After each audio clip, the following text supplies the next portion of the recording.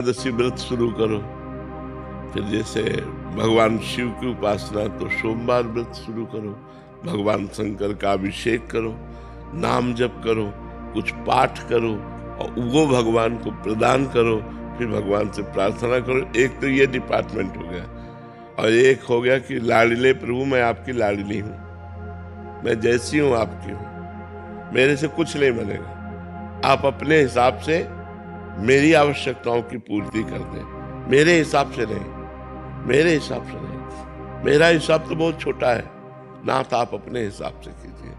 जोई जोई प्यारो करे सोई मोई भावे। ये बड़ा मस्ती का मार्ग है जो दूसरा बताया।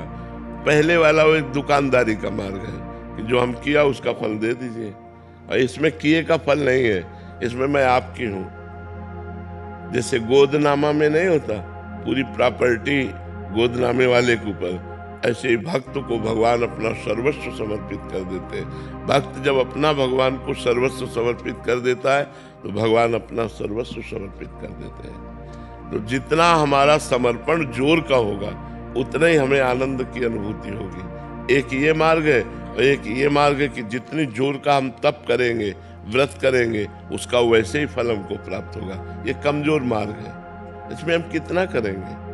और ये मार्ग है कि सीधे भगवान अपना ऐश्वर्य, ज्ञान, वैराग्य, भक्ति, प्रेम जो चाहिए उसका खजाना खोल देते हैं और भक्त निहाल हो जाता है। तो भगवान का बनने में ज्यादा लाभ है।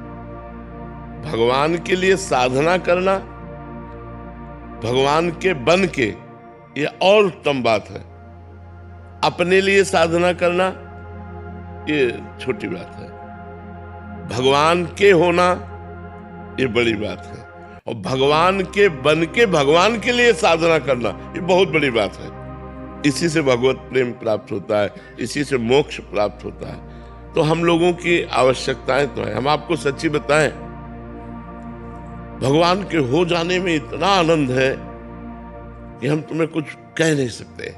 आप कह सकती होगी कि आपने तपस्या किया, तो क्या मेरे जीवन की तपस्या का फल ये संसार की झूठी माया है जो मरने के बाद साथ नहीं जाती है?